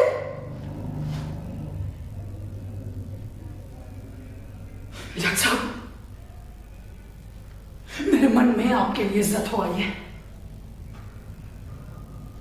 चलिए आप कहीं तो पक्के हैं, लेकिन मुझे बताइए कि हम लोग क्या करें? हमारे सामने तो दोनों सच्चाई आती है ना सर, अदालत की भी और अदालत के बाहर की भी। देखिए आपने मुझसे सब कुछ पूछा, मैंने 25 लाख रुपए कैसे चुराए, मैंने उन 25 लाख रुपए का इस्तेमाल कैसे किया, मैंने किस किस के घर में चोरी की, मैंने क्या क्या दृश्य देखे, सब कुछ पूछा। क्यों? क्योंकि इस बात में एक सस्पेंस है। चोर के पास 50 लाख रुपए। आपने सब कुछ पूछा, लेकिन ये नहीं पूछा कि मैं चोर बना कैसे। आपको दरअसल ना यहां से शुरुआत करनी चाहिए थी, फिर आपको अपने आप पता चल जाता कि गुनाह और पाप में क्या फर्क है। सारी जिंदगी एक ही लड़ाई तो लड़ता रहा मैं सर, कि मुझसे गुनाह जरूर हो जाए लेकिन पाप नहीं हो। पाप कोई बात नहीं, अभी भी देर नहीं हुई है, तुम मुझे बताओ कि तुमने पहली चोरी क्यों की। एक शर्त पर बताऊंगा। कैसी शर्त? यकीन रखिए जज साहब, ये सवाल आपके फैसले से जुड़ा हुआ नहीं होगा। मैं आपकी परेशानी समझता हूं, लेकिन एक बात सर, इस सवाल का जवाब मैं आपसे सिर्फ और सिर्फ एक इंसान के रूप में चाहूंगा। बस देखो, अभी किसी शर्त मानने के लिए मजबूर नहीं हूं, लेकिन मैं कोशिश करूंगा। मेरे लिए उतना ही काफी। तुम पढ़े लिखे हो? ये सवाल ये कहे कैसे? बस ऐसे ही। हाँ, आपके दिमाग में आ रहा होगा ना कि इतने पढ़े लिखे हो फिर भी चोरी करते हो। आया आपके दिमाग में ख्याल? नहीं।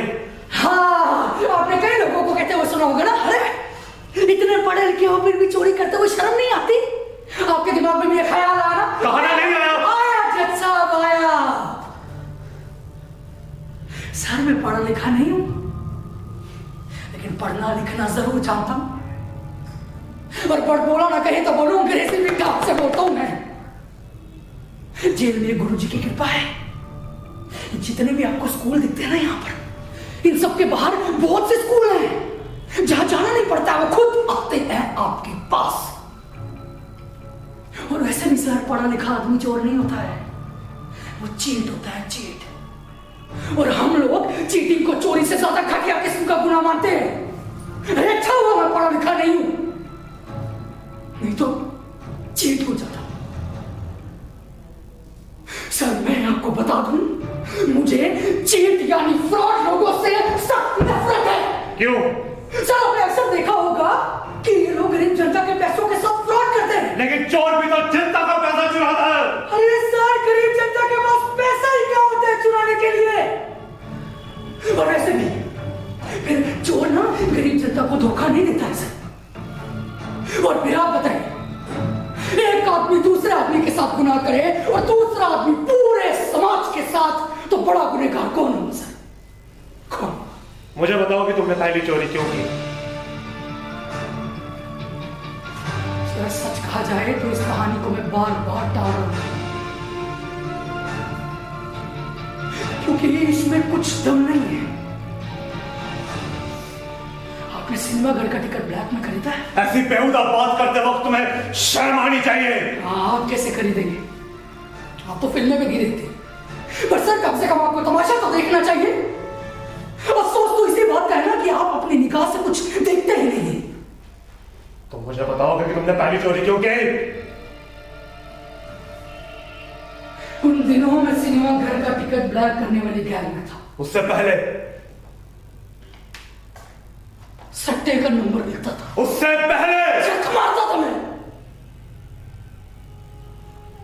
चक।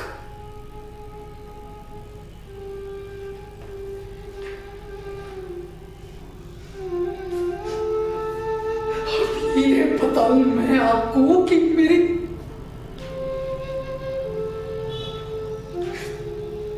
मेरी माँ किसके साथ भाग गई थी? ये बताऊं आपको कि मैं झोपड़पट्टी में रहता था। ये बताऊं आपको कि खाने के लाले पड़ गए थे मेरे। ये सब घिसी पिटी बातें, ये सब बातें इन लोगों को बताओ ना, ये सफेद पोश लोग तो कहते हैं साला नमक मिर्च लगा के बता रहा। ये टेलीफोन साला नाच मार के रखा हुआ है इस टेलीफोन ने। ये लग जाता तो अभी तक मैं जेल में सोया होता और आप यहां पर सोए होते। जब साहब आपके और मेरे बीच में भी सिर्फ एक सवाल है कि वक्त कैसे काटा जाए, तो क्या गरीबी के किस्से सुनाकर आपको बोर करूं मैं? मेरी बात सुनो, तुम इतना एक्साइटेड क्यों हो जाते हो? शांत रहकर भी तो कह सकते हो। अरे सर, आपको शांत रहने की आदत पड़ गई है। शांति हुई नहीं कि आपने पटका तोड़ा, ऑर्डर ऑर्डर। लेकिन आप समझ नहीं रहे ना मेरी क्या हालत हो रही है। पिछले 2 घंटे से सिगरेट नहीं पिया मैंने। कोई बात नहीं, तुम पी सकते हो। आपको बुरा नहीं लगेगा? क्यों लगेगा? पहले मैं भी पीता था पर अब छोड़ दिया। वो ब्लड प्रेशर। ओ, ब्लड प्रेशर की बीमारी? नहीं सर, फिर रहने दीजिए, मैं कंट्रोल कर लूंगा। बड़ी खतरनाक बीमारी है सर, बहुत खतरनाक बीमारी है। हमारे सेठ को भी थी। सेठ? हाँ भाई, सट्टे का नंबर लिखता था जो। दादा लोग उसके नौकर और हम लोग दादा लोग के नौकर। नौकरी सिर्फ सरकार में ही थोड़ी ना होती है सर। तुम्हारी ब्लैक की टिकट? हाँ, ब्लैक की टिकट ना सर। उन दिनों में सिनेमा का टिकट ब्लैक करने की गैंग में था। बड़ी बड़ी फिल्मों के टिकट्स हमारे पास पहले से ही आ जाते थे। फिर क्या सर, 100 का, 150 का, 200 का, 250, सप्लाई और डिमांड का खेल है। मैंने अपने इन्हीं हाथों से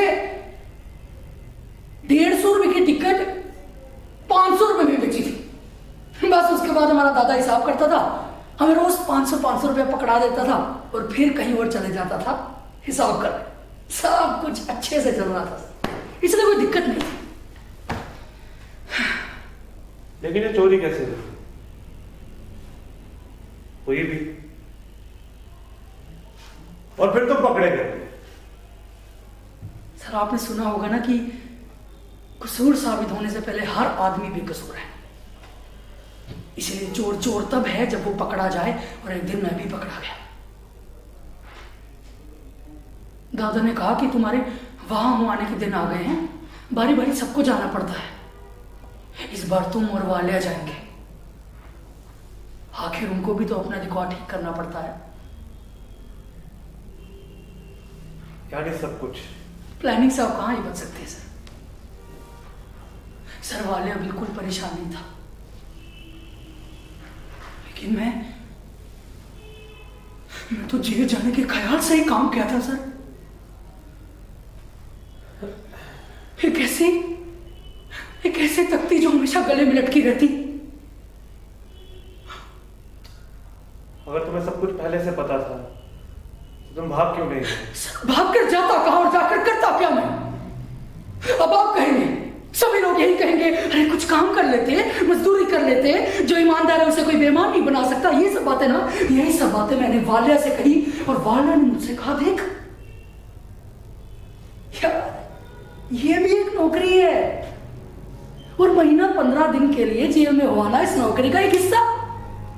तू चिंता मत कर, तेरे नाम पर 500 रुपया रोज इकट्ठा होते रहेगा। हाँ, घर जाएगा तो कुछ रुपया इकट्ठा मिलेगा। फिर ये करेंगे, वो करेंगे, ये करेंगे, वो करेंगे। क्या करेंगे? सर, ये बताने लायक नहीं। ऐसी बातों से शरीफों के घरों की हवा गंदी हो जाती है। मैं सुनना चाहता हूं। वालिया ने शोभा रानी को देख लिया था। हमेशा कहता था, शेर का जीना एक दिन का, शेर का जीना एक दिन का। शोभा रानी का भाव छोड़िए सर, गंदी बात है। मैं सुनना चाहता हूं। सुनिए, शोभा रानी का भाव था 5000 रुपए 5 स्टार होटल में एक रात। वो उसके साथ एक रात बिताना चाहता था।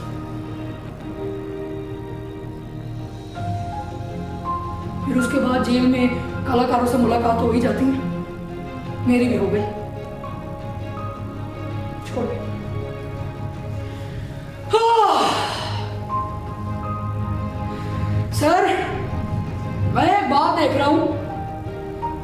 कब से मैं ही किस्से सुनाए जा रहा हूँ, आपने तो कुछ नहीं सुनाया।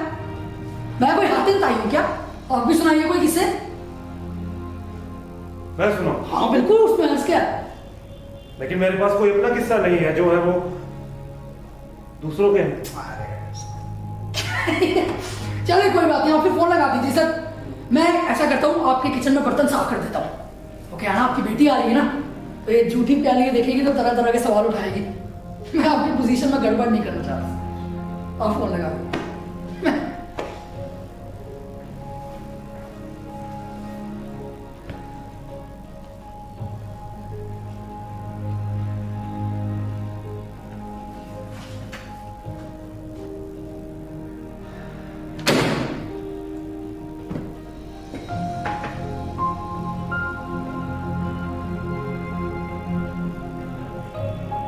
जी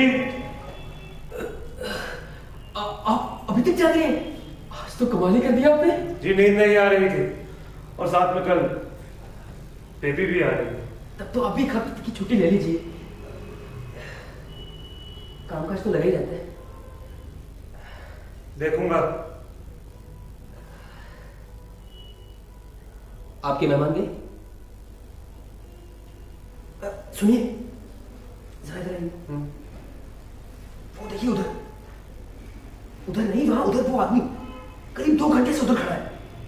थोड़ा बहुत इधर उधर टहलता है, लगातार सिगरेट पीता है, फिर हमारे फ्लैटों की ओर देखने लगता है। समझ में नहीं आ रहा उसकी निगाहें मेरे फ्लैट की ओर है कि आपके। भला आपके फ्लैट की ओर क्यों नहीं लगी? आप तो जज ठहरे। और आपके फ्लैट की ओर क्यों नहीं? क्योंकि मैं पत्रकार हूं ना, लोग नफरत करते हैं हमसे। मैंने पहले सोचा पुलिस को फोन कर दूं, फिर सोचा आपसे बात करना ठीक रहेगा। देखिए वो दुबक सा गया, शायद उसे शक हो गया कि हम उसे देख रहे हैं। आप एक काम कीजिए, थोड़ी देर वॉच कीजिए, फिर पुलिस को फोन कर दीजिएगा, ठीक है? जी आप सतर्क रहिएगा। जी आप भी।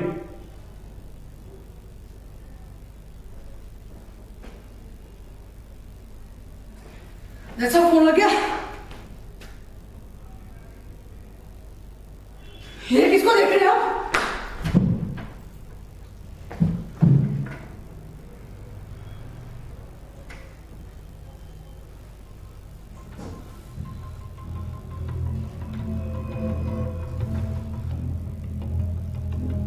साला मेरा पीछा कर रहा है। तुम्हारा? आप इतना क्यों चौंक रहे हैं सर? लेकिन मैंने भी सोच लिया है, इन सालों का भंडाफोड़ करना है। सालों ने उस भले आदमी की जान ले ली। अगर मैं बाहर रहा तो मेरी भी जान लेने गए। लेकिन मैं बाहर कैसे रहूंगा ना सर? आप तो मुझे रेस्ट करा रहे हैं ना, आप मुझे रेस्ट करा रहे हैं। एक मिनट। भंडाफोड़ उस भले आदमी की जान, मेरी समझ में कुछ नहीं आ रहा। आपकी समझ में आएगा भी नहीं सर। ये सफेद पोस्ट को लेकर इनके सामने चोर चक्की क्या है? हम में से ज्यादातर लोग अगर गरीब ना होते तो शायद गुनाह भी ना करते, पर ये लोग करोड़ों रुपए सकते होने के बावजूद भी गुनाह करते हैं, और फिर भी इनकी सजा उतनी जितनी हम चोर चक्कों की। वाह! तुम साफ साफ कहोगे क्या बात है? सर, अगर एक ट्रक एक्सीडेंट में मैं एक आदमी को मार दूं तो कितनी सजा देंगे आप मुझे? I said shut up! यही हुआ है सर। एक ट्रक एक्सीडेंट में एक आदमी की मौत, पत्रकार की मौत। ड्राइवर द्वारा अपनी गलती कबूल करना और ड्राइवर के परिवार के लिए 20,000 रुपए महीने का इंतजाम सब चलता है। I said shut up! Sir, चोर होते हुए भी घृणा आने लगी है मुझे इन जैसे लोगों पर।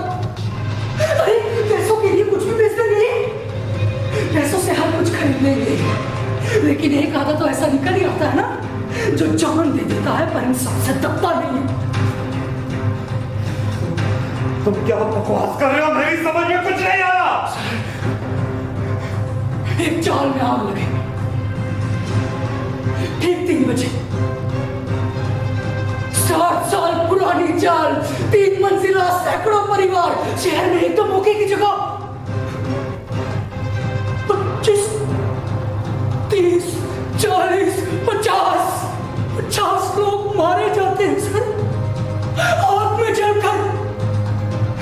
देखिए कभी आपने ऐसी आग? लोग लोग बाहर निकलना चाहते हैं सर, लेकिन निकल नहीं पा रहे हैं क्योंकि लपटें निकल रही है उनको। कैसे आप? कहाँ की हालत? देखते ही देखते 60 साल पुराना मलबा जलकर राख हो जाता है। वहां के रहने वालों का, गरीबों का सब कुछ लुट कर खत्म हो जाता है। लोग कुछ ही घंटों में बेघर हो जाते हैं। और अब ये एक्सीडेंट है, कारण का पता लगाया जा रहा है वगैरह वगैरह। क्या बकवास कर रहे हो? मुझे साफ साफ बताओ क्या बात है? सर, एक कमरे में रॉयल सैल्यूट के साथ 2 लोगों के बीच में बातचीत चल रही है। ना किसी के चेहरे पर कोई शिकन, ना तकलीफ। हाँ, कितना इत्मीनान है ना। वो पहला आदमी कहता है, देखो परेशान होने की जरूरत नहीं है, कंस्ट्रक्शन तो शुरू करना ही है। 4-6 महीने रुक जाओ, अगर जल्दी शुरू की तो शोर मचेगा, शक पैदा होगा। ठहर जाओ। अब दूसरे आदमी के चेहरे पर थोड़ी सी परेशानी है और वो सुनता है, वो कहता है हाँ ये सब तो ठीक है, लेकिन अभी भी एक डर है। एक पत्रकार ने पता नहीं कहां से चौल में लगी आकाशनी कारण पता लगा लिया है। अगर कल को वो अखबार में छाप देगा तब क्या होगा हमारा?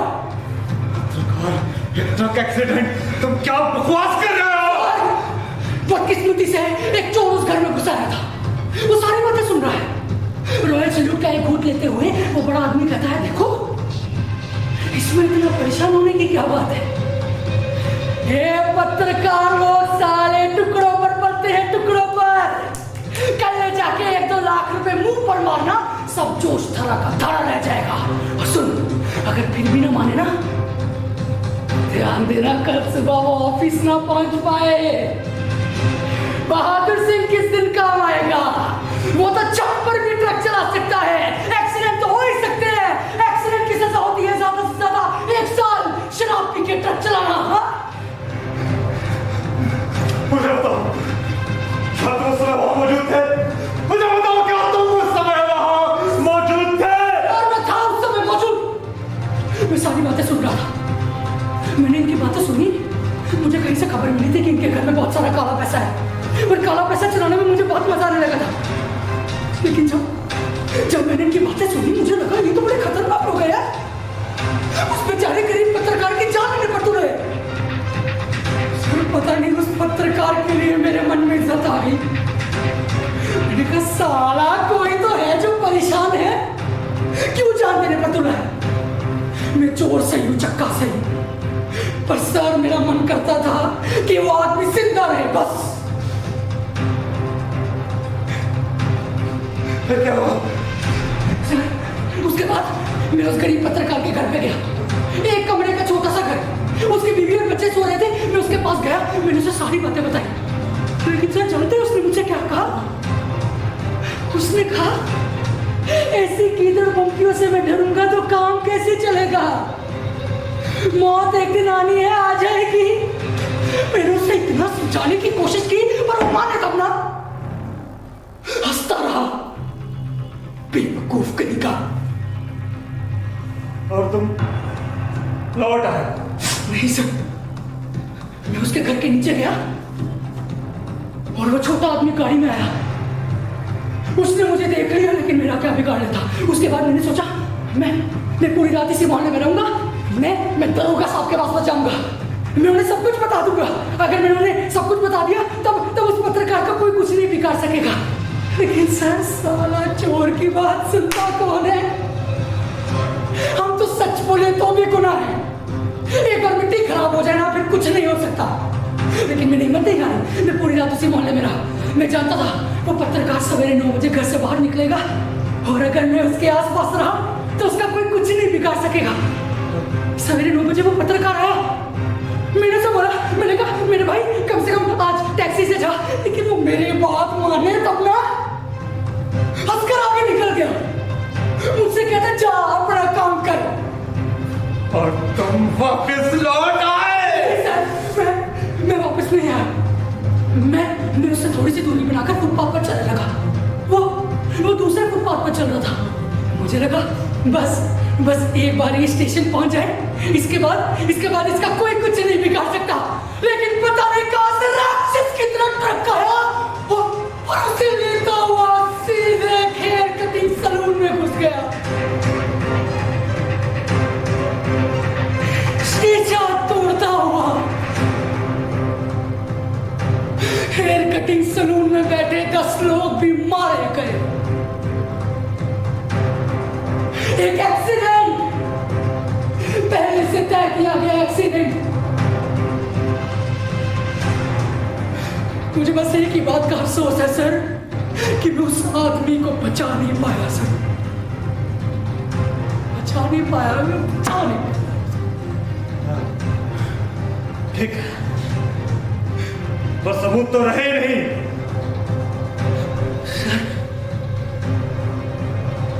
कोई देखे नहीं वो अलग बात है, कोई जानबूझ के इस्तेमाल ना करे वो अलग बात है, लेकिन सबूत रह जाता है। और वो जानते हैं कि सबूत मेरे पास है।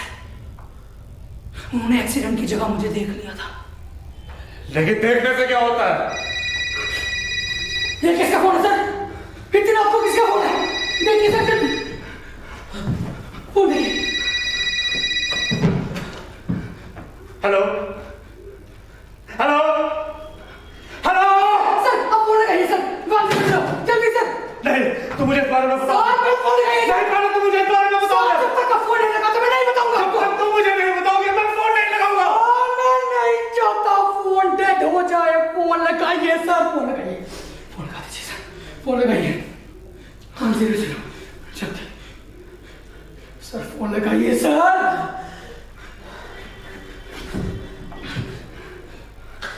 सर फोन लगाइए।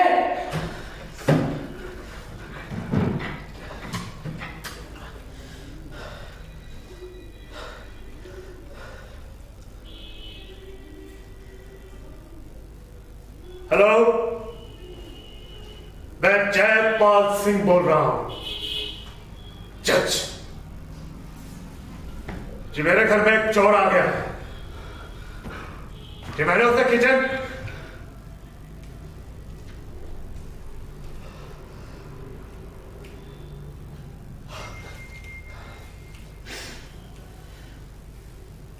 जी सब ठीक है,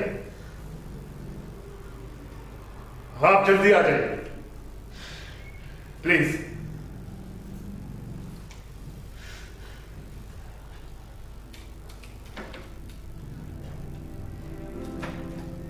आखिर आपको वो किचन वाली बात कहनी पड़ी ना। कोई बात नहीं, मैं अदालत में सर हिला दूंगा। अब फोन हो गया ना, अब मुझे बताओ सबूत कहां है? सर, मैं सारे सबूतों के साथ किचन में होना चाहता हूं। आप पीछे से किचन का दरवाजा बंद कर लें। लेकिन मैं वो सबूत देखना चाहता हूं।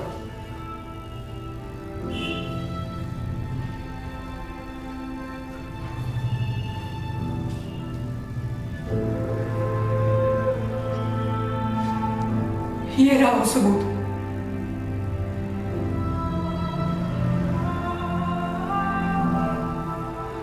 एक्सीडेंट के समय उस पत्रकार के हाथ से ये फाइल छूट गई थी और सड़क पर गिरा। पिछले 3 महीनों से मैं इसे लेकर भाग रहा हूं और वो लोग जानते हैं कि यह फाइल मेरे पास है। पिछले 3 महीनों से उनका घेरा बढ़ते जा रहा था सर। उसी समय वकील साहब की सलाह याद आई।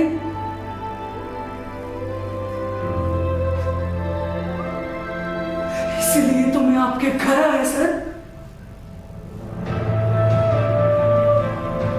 आपके घर आया।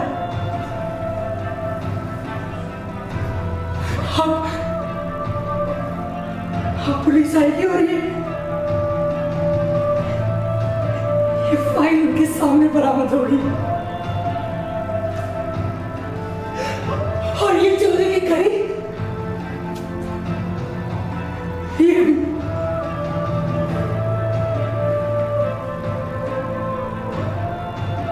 BBC आर्टिकल पढ़ेगी जरूर सर। इसमें बहुत मसाला है। परमात्मा ने चाहा तो सब कुछ ठीक हो जाएगा सर।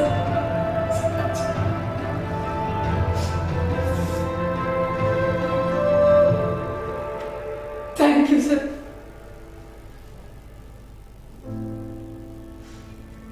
Thank you.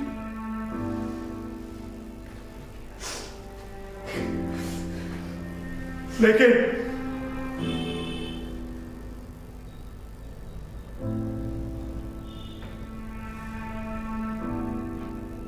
तुम मुझसे कोई सवाल पूछना चाहते थे? वो सवाल अब यहां पर कोई मायने नहीं रखता सर। अदालत में जब आप गवाह बनकर आएंगे तब जरूरत महसूस हुई तो पूछूंगा, लेकिन मुझे नहीं लगता अब इसकी कोई जरूरत पड़ेगी। सर, किचन का दरवाजा पीछे से बंद करना मत भूलिएगा, क्योंकि जब पुलिस आएगी तो दरवाजा खुलते ही मैं भागने की कोशिश करूंगा और वो लोग मुझे दर्द पहुंचेंगे। आखिर चोर पकड़ने का आनंद उन्हें भी तो मिलना चाहिए।